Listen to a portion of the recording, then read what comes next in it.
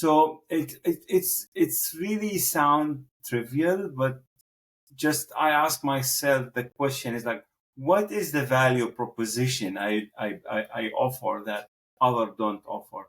The language, understanding the culture, doing business in the Middle East takes a lot of patience and follow up. It's not a transactional economy. It's a more of a relationship economy. Audio Jungle.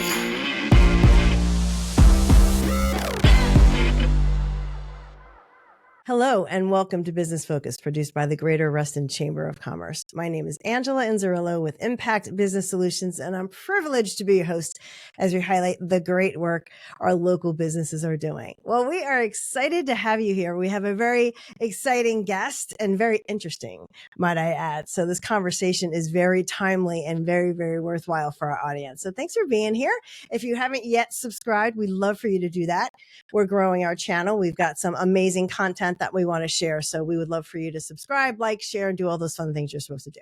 So without any further ado, please welcome to the room, Mr. Hisham Jabi. He is the owner and president of Jabi Consulting. Hisham, welcome to the show. Thank you so much for taking the time and invite me to speak to you today about my business and my services. And thank you again. My absolute pleasure. You know, we met several months ago when you joined the chamber. You've jumped right in. You're very, very active in the organization because it's all about connections, right? And you have very unique services and you have a very special talent that you have in your business, but also just, you know, you're a local Restonian. You've been here for 16 plus years. Yes. And you've got a lot to offer in your business, but also as a community leader. So I'm really excited, Hisham, to have this conversation. So yeah, for those of you that may have picked up already a little bit of an accent, where are you from and how did you kind of get started? How did you get to the US and start Jabi Consulting? Thank you so much. Sometimes people say I'm from Italy, sometimes from Spain. I am originally from the West Bank, so I'm Palestinian. I actually came to California in 2001 to pursue my education as a Clinton scholar. So it's a scholarship from President Clinton. So I spent a few years in Southern California. I did my background is in computer engineering and an MBA. And I did a lot of work with U.S. government for a long time, State Department, USAID, and working with corporate America. And recently, the unintended consequences of COVID, I decided to start my business. And I think it was the best decision because I did not understand how supportive is Northern Virginia for small businesses until I jumped in the middle of the ocean. So I'm very grateful for being part of Greater Reston Chamber of Commerce and part of this business community here. It's really nurturing environment. You know, and I love the way you say that too. And not everybody takes advantage, right, of the community that we live in. And you're a contributor, but you also, if you don't know Hisham, there's no problem in raising his hand and getting a little bit of help. So I love that. Well, you know, you are an expert in what you do. You have an extreme talent in certain parts, of course, of the world in your business, but in other areas, you are not afraid to say, hey, I need some help. And, you know, who do you know that can help? And I know that several chamber members, and of course, the chamber has jumped in to try to make those right connections for you. So, you know, you touch upon a good point about Northern Virginia. And you have told me this because sometimes most of us, we take things for granted, but you know, we live in a thriving community. We live in a thriving region. And can you talk a little bit more about like why that's so important to you and what it means? You know, there is always a line between competition and cooperation. And in Northern Virginia, I see actually people tend to be more in the cooperation. Because you feel that the larger firms have the intention to bring in newcomers, because newcomers bring in new ideas. New ideas bring more businesses. So while you see there is some sense of competition to a certain level, but the overall environment here is like, oh, we need to work together because there are bigger problems. If we get together, we can solve it as a group, because that bring prosperity and bring more clients and more value added. So I think the overall environment here is supportive environment. I remember I wanted like first week I had as a member at GRCC, they assigned me an ambassador. And the ambassador is basically a point of contact. They follow up and they ask question, how are you? The moment I get into a public meeting, she or he comes to you and say, oh, welcome, let me introduce you to, I mean, this is amazing. It's really amazing. You always feel welcome, and you always feel, I think the word, not exclusive, inclusive, inclusive environment. Just they want everybody to feel welcome. And also, it's the competitive also has a different dimension in Northern Virginia because technology is moving fast and people really on edge to be able to compete with the new innovation and the creativity, because Northern Virginia is basically Silicon Valley for Washington, D.C. in a way or another. So any new breakthrough and innovative ideas comes basically from the technology. So here where we live in Reston, you have the headquarters, you have Amazon in Right. Arlington, and which is like 20 minutes from here. You have Google, you have Yes. Microsoft, you have many big tech firms here. So my point is that since I started my firm, became member, I really felt I am part of another family and a nurturing family. They really care and they want you to succeed. Truly. I mean, Truly. that's a genuine feeling I feel every day. I 100% agree. And I'm glad that you feel that way. And I'm glad that you recognize the ambassador role as a fellow ambassador. And I believe I'm your ambassador. It's really important to get off the right foot, right? For those of you, for people that have been around a while and have benefited, right? There's some lessons learned. It's really important to understand, like, what does your business do? What do you do? What do you personally want? A lot of people come to this region, obviously for business, but a lot of people live in Reston, they live, work, and play. So it's very family oriented. So what is it that you want to achieve personally as well and professionally? So I love that you recognize that and you highlight that and want to share about that too. You made a good point about COVID and having to pivot your business, and you're amongst a lot of businesses that had to do that, right? Yeah. So a lot of people are sharing very similar challenges, yes, successes, but also challenges. And I think if we can kind of learn and support one another, rises all ships, right? So which I love that statement.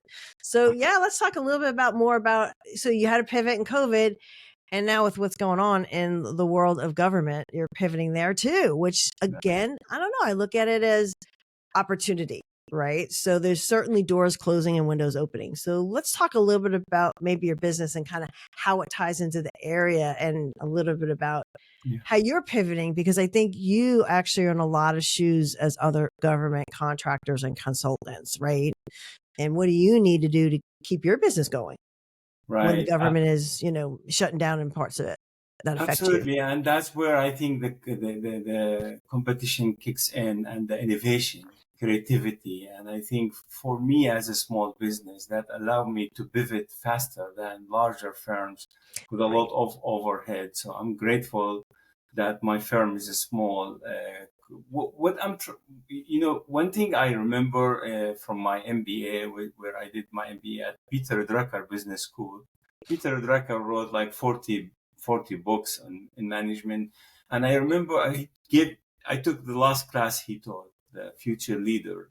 And one thing he always told us as students then at the MBA classes, like, build on your successes, build on your strength.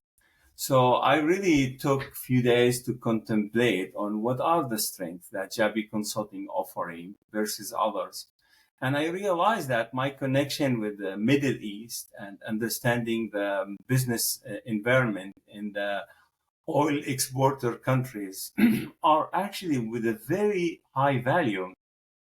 So I started to put together a blueprint for how to do business for American firms that has a lot to offer to oil exporting countries like Saudi Arabia, like Bahrain, like Oman, United Arab Emirates, and they have Yeah. all these sovereign funds because they are wealthy and they need the technology. So I started to really think about my role as a catalyst, where I can help American technology firms penetrate the new market in the Middle East. Something never occurred to me before, because I always focus on firms that pursue USAID funding or American firms that a contractor for State Department.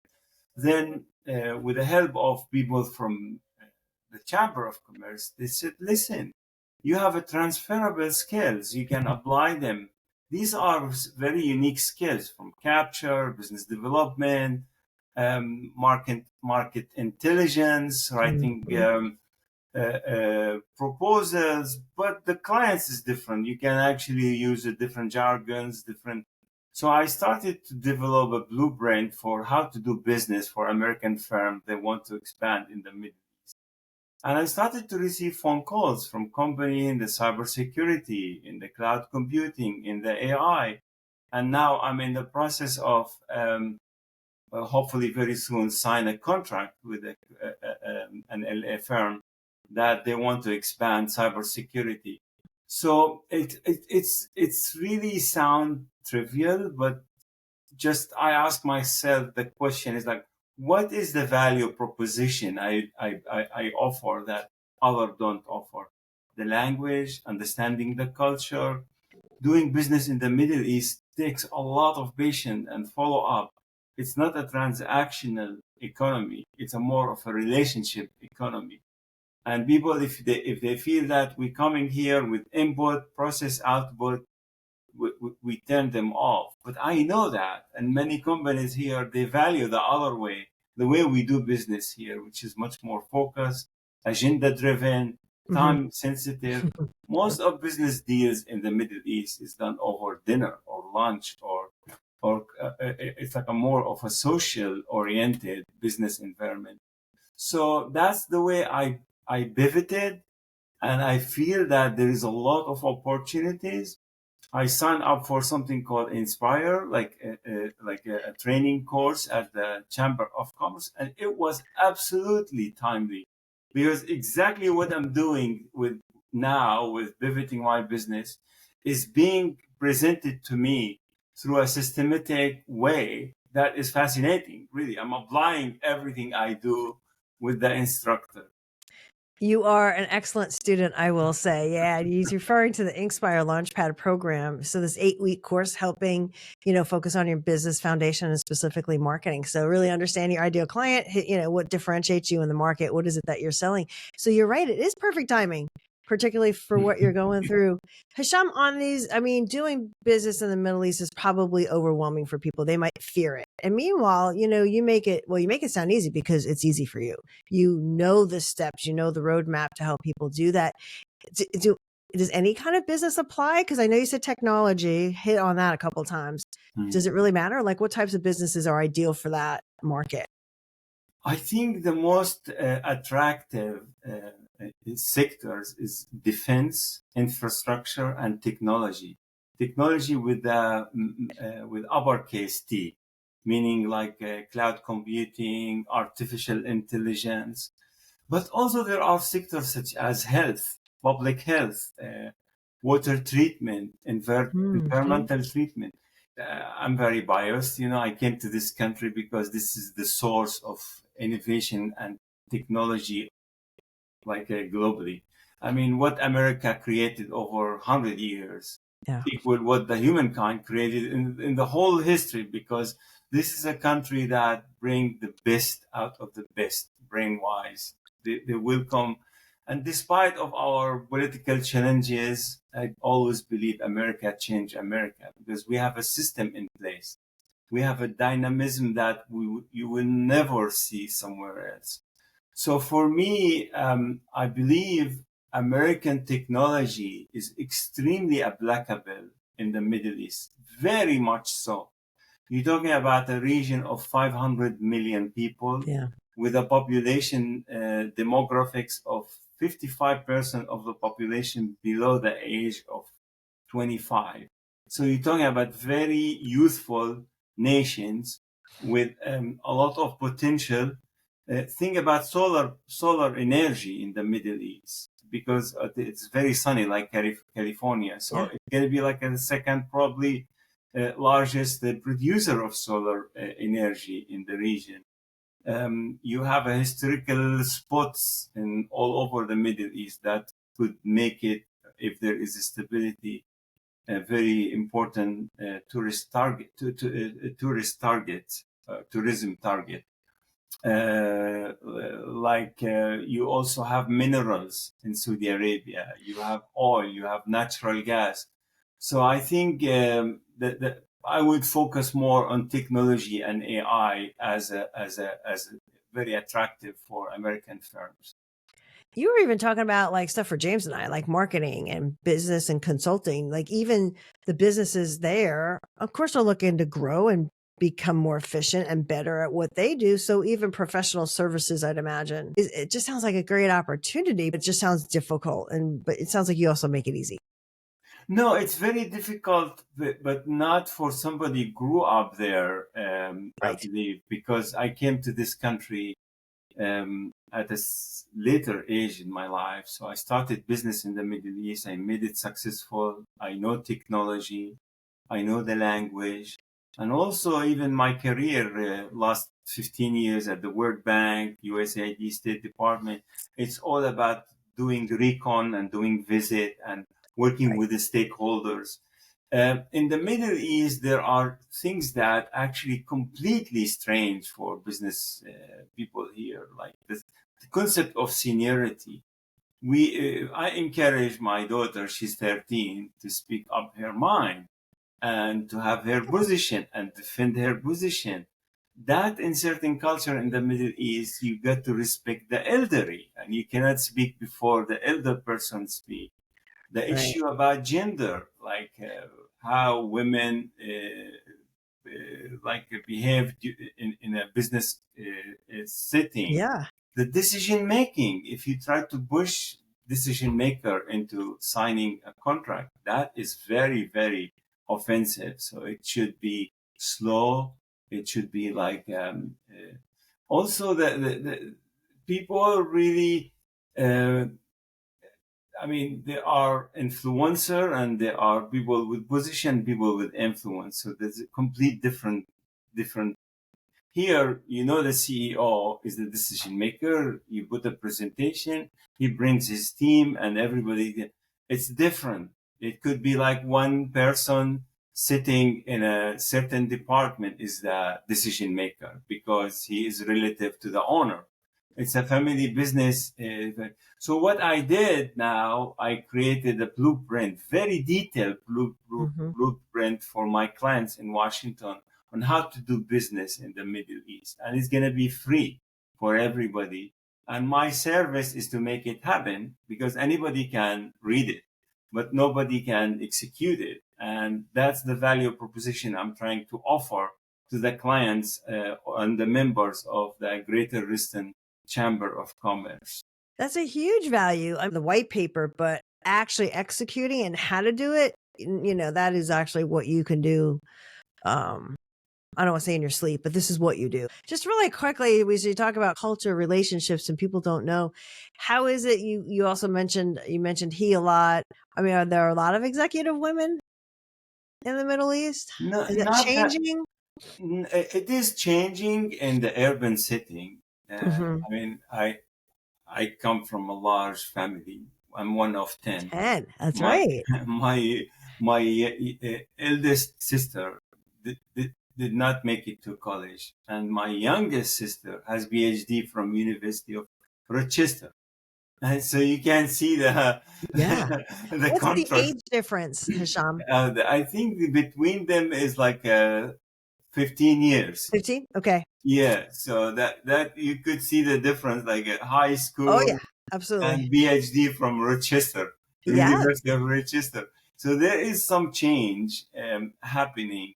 And it's different from one country to another, Sure. different from one community to another. Like the Gulf, it started to open up. Saudi Arabia, um, Oman, Bahrain, the Levant area, Lebanon, Syria, Jordan, and Palestine, West Bank, Gaza, tend to be much more inclusive to women in business versus the Gulf. It's just still moving slowly. And women are tend to have, and similar in the US, like 50 years ago, women used to work Sure. either as a nurse or as a teacher. The same in certain community, but it is changing. Yeah, well, that's great. Great to hear. I love what you're doing, and I really appreciate your being here and sharing your philosophy and thoughts, especially from where you come from. I love your background. You've got this calmness about you. And then when you told me that you do meditation and yoga, and I was like, okay, is that something that's normally practiced? Because that's hard. That stuff is just naturally hard for me. I'm always just like go, go, go, or just kind of like sleeping. It's really interesting. I started 12 years ago because I worked before with Toshiba in Japan. So Ah, I had the chance to visit that part of the world, which is completely different. Relationship is similar in many ways to the Middle East, like family and the group is the core. right. Here we tend to really value individualism and value people personal space.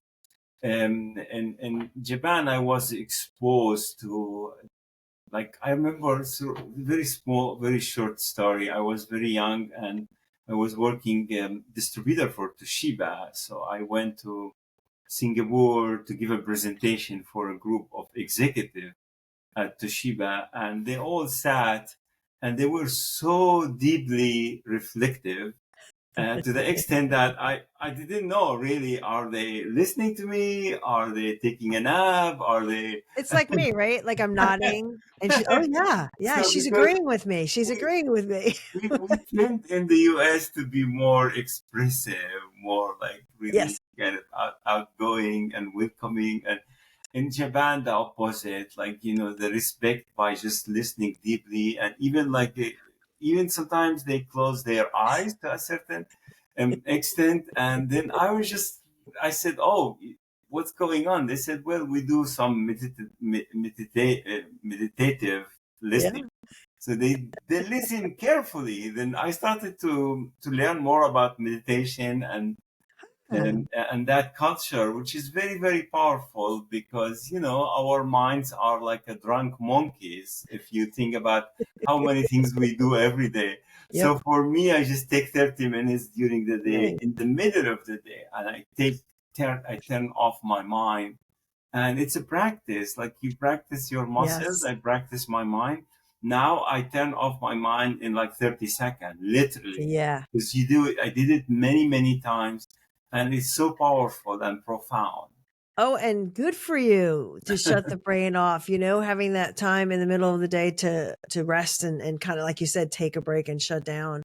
Well, that's good. Well, again, Hisham, it's so great to see you and Thank have you here and share what you're doing. It's so unique but yet familiar as a situation for business pivoting, right? Working with the government, now working some commercial. I love this roadmap that you're talking about. The white paper you'll have when you finish it, we'll have to put it on the website or make sure that your ambassador shows you how to put it on your member you. Yeah, profile and then we can distribute it. that Um, would be wonderful. The idea is to put it on the website and have people download it. And if they have any question, they come back to me. of course, of Because in course. this era, that typical marketing advertisement doesn't work. Like clients, they need the value added. They need like much more depth to see if that suit their needs. Yeah, and it's overwhelming, so they're going to need your help. So let's we'll have it come up on the screen here, but what is your website? It's www.jabiconsulting.com. And my email is hjabi@jabiconsulting.com. And I am very reachable by phone, by text, by email. So if anybody is interested to learn about the promising market oil exporting countries in the GCC. I'll be more than happy to answer any questions. Well, you're very, very kind. And we'll make sure that that information flows up on the screen so everybody can see it and have it. Well, Hisham, again, thank you for being here. I appreciate it. And I look forward to seeing you soon. Thank you very much. I appreciate it. And we look forward to seeing you on our next episode. Thanks a lot. Stay in touch with us for future episodes. Like, subscribe, and share. See you next time.